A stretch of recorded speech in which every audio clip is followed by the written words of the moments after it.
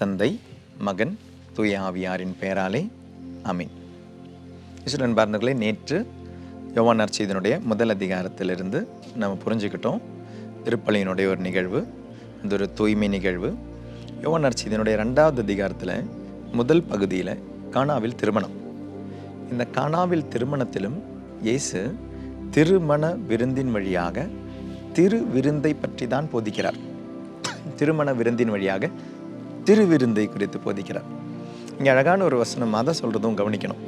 அன்னை மரியாள் சொல்லுவாங்க, அவர் உங்களுக்கு சொல்வதெல்லாம் செய்யுங்கள், அவர் உங்களுக்கு சொல்வதை எல்லாம் செய்யுங்கள். எனக்கு விருப்பப்பட்டதை அல்ல. கானாவில் திருமணத்தில் அன்னை மரியாள் சொல்கிறாங்க, அவர் உங்களுக்கு சொல்வதை செய்யுங்கள். உணவில் இயேசு சொல்வார், இதை என் நினைவாக செய்யுங்கள். அப்போ அன்னை மரியாள் சொல்கிறாங்க, இயேசு சொல்கிறத செய்யுங்க. இயேசு என்ன சொல்கிறாரு? நான் என்ன சொல்கிறேனோ அதை என் நினைவாக செய்யுங்கள். இப்போது திருவழிப்பாட்டு முறையில் இயேசு சொல்வதை செய்யுங்கள் என்று அன்னை மரியாளும் உணர்த்துகிறாள்.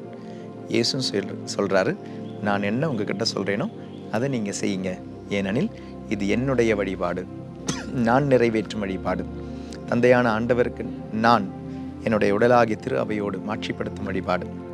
தூய ஆவியானவர் அதற்கான எல்லா உதவிகளையும் செய்கிறார். 2000 வருடங்கள் முன்பு நடந்த அதே நிகழ்வுகளை இன்று நம்ம கண்ணு முன்னால் கொண்டு வரார். அதன் வழியாக நம்மை தூய்மைப்படுத்துகிறார்.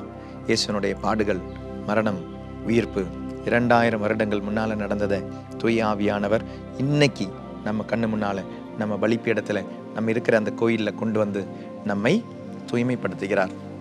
நமக்கு அந்த திருவிருந்தை தருகிறார். நம்மை மகனாக மகளாக மாற்றுகிறார். கிறிஸ்துவின் சரீரமாக மாற்றுகிறார். இந்த 2வது அதிகாரத்தில் கானாவில் திருமணத்தில் நீங்கள் பார்த்தீங்கன்னா, இயேசு கிறிஸ்து இந்த திருமண விருந்திற்கு அழைக்கப்பட்டவர்கள் 3ஆம் நாள் கலீலேயாவில் உள்ள கானாவில் திருமணம் ஒன்று நடைபெற்றது. இயேசுவின் தாய் அங்கிருந்தார், இயேசுவும் அவருடைய சீடரும் அங்கிருந்தார்கள். அதாவது திருமண விருந்தில்லைங்க, திருவிருந்தில் யார் இருக்கிறாங்க? இயேசு அங்கே இருக்கிறார். இயேசு யாரை மாட்சிப்படுத்துகிறாரு? விண்ணக தந்தையை மாட்சிப்படுத்துகிறார். இதை ஆக்சுவலைஸ் பண்ணுறது, சாங்டிஃபை பண்ணுறது யார்? தண்ணீரை ரசமாக மாற்றுவது, ரசத்தை இரத்தமாக மாற்றுவது தூய ஆவியானவர் அங்கு இருக்கிறார். அங்கு அன்னை மரியாள் இருக்கிறாங்க. இயேசுவை நம்பும் சீடர், இயேசுனுடைய உடல் திரு அவையும் அங்கே இருக்கிறது. அதனால தான் சொன்னேன், இது திருமண விருந்தல்ல, திருவிருந்தை குறித்து இயேசு போதிக்கிறார். இன்னொரு செக்ஷன் உங்களுக்கு புரியணும் அப்படின்னா, இயேசு அங்கு திராட்சை ரசம் தீர்ந்து விட்டது.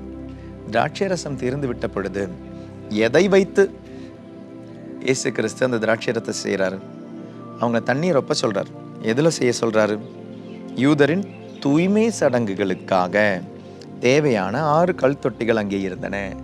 இயேசு கிறிஸ்து தண்ணீரை திராட்சை ரசமாக்கி கொடுப்பதல்ல இயேசுனுடைய நோக்கம். தூய்மை சடங்கு செய்வது தான் இயேசுனுடைய நோக்கம். தூய்மை சடங்குக்கு பயன்படுத்தப்படும் 6 கல் தொட்டிகள் அங்கிருந்தன. அந்த 6 கல் தொட்டிகளில் தண்ணீரை ரொப்புங்கள். இனி இந்த தூய்மை சடங்கு இயேசு இங்கே செய்ய போறாருன்றது இப்போ நமக்கு ஒரு அடையாளம் புரியுது, ஒரு சைன் புரியுது. இந்த சைன் தூய்மை சடங்கு செய்ய போறார். இது என்னைக்கு செய்கிறாருன்னு யோவான் நற்செய்தியாளர் சொல்றாரு? 3ஆம் நாள். 2வது அதிகாரம் 1வது வசனம் தொடங்குறது அப்படிதான். 3ஆம் நாள் கலீலேயாவில் உள்ள கானாவில். அப்போ ஒரு தூய்மை சடங்கு நடக்குது, 3ஆம் நாளில் நடக்குது. இப்போ உங்களுக்கு கனெக்ஷன் புரியுதா? 3ஆம் நாள். அதனால தான் நான் நேற்று சொன்னேன், கல்வாரி பலி அப்படின்ற ஒரு வார்த்தை பயன்படுத்துவது கொஞ்சம் கவனமாக பயன்படுத்தணும். ஏனெனில் அந்த பலி என்பது கல்வாரியில் மட்டுமல்ல நடக்கிறது. இயேசுனுடைய பாடுகள், மரணம், உயிர்ப்பு, இது 3மே சேருவது தான் பாஸ்காவினுடைய மறைபொருள், அந்த நம்பிக்கையினுடைய மறைபொருள். இது 3மே ஆண்டவராகிய இறைவன் பயன்படுத்துகிறார். நம்மை தூய்மைப்படுத்த, மகனாக மகளாக மாற்றுவதற்கு, தூய்மைப்படுத்த நம்மை மகனாக மகளாக மாற்றுவதற்கு, இதை சரீரமாக மாற்றுவதற்கு பயன்படுத்துகிறார். அப்போ ஒரு தூய்மை சடங்கு 3ஆம் நாள். அப்போ இயேசுனுடைய பாடுகள், மரணம், உயிர்ப்பு என்னைக்கு நடக்குது? 3ஆம் நாள். ஆனால் ஆக்சுவலி இது 3ஆம் நாளான்னு பார்த்தோன்னா யோவான் நற்செய்தியில் அது 3ஆம் நாள் கிடையாது, அது 7ஆம் நாள். ஏனெனில் யோவான் நற்செய்தி 1வது அதிகாரம் 29வது வசனம் மறுநாள்னு ஆரம்பிக்கும், 35வது வசனம் மறுநாள்னு ஆரம்பிக்கும், 43வது வசனம் மறுநாள்னு ஆரம்பிக்கும். அப்போ மறுநாள்னா இதுக்கு முந்தின ஒரு நாள் இருக்குது. அப்போ 4 நாள். 4லிருந்து 3ஆம் நாள். 2வது அதிகாரம் 1வது வசனம் ஆரம்பிக்கிறது 3ஆம் நாள். அப்போது 7. அப்போ 4 நாள் முடிஞ்சிடுச்சு. 4லிருந்து 3ஆம் நாள் பொழுது இது நடக்கிறது 7ஆம் நாள். ஆனால் யோவான் நற்செய்தியாளர் ஏன் 3ஆம் நாள்னு போடுறாரு?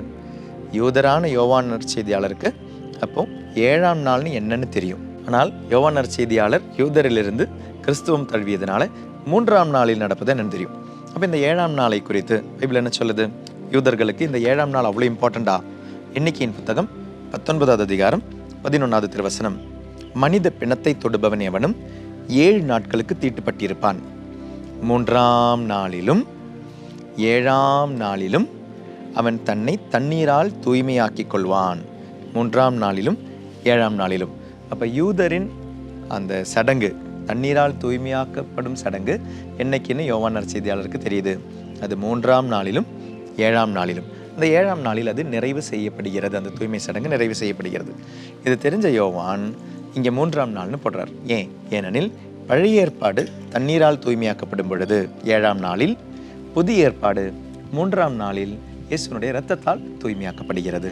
So there is a purification, there is a sanctification process happening on the third day. அந்த third day-னுடைய நினைவு தான் இன்னைக்கு நம்ம கொண்டாடுற நம்மளுடைய திருப்பலி. அப்போ இயேசு கிறிஸ்து செய்கிற ஒரு செயல், மூவர் இறைவன் செய்கிற ஒரு செயல் திருவழிபாட்டு முறை. அவர் சொல்வதை செய்யுங்கள், இதை என் நினைவாக செய்யுங்கள். இது திருமண விருந்தல்ல, இது திருவிருந்து. இதில் கொடுக்கப்படும் அடையாளம் என்பது இயேசு கிறிஸ்து என்னும் மெசியா. எதற்காக வந்தார்? வாழ்வு தர வந்தார். யோவான் நற்செய்தியாளர் எதற்காக எழுதினார் தனது நற்செய்தியை? இயேசு கிறிஸ்து இறைமகனாகிய மெசியா என நீங்கள் நம்புவதற்கும், நம்பி அவர் பெயரால் வாழ்வு பெறுவதற்காகவுமே நான் வந்தேன்.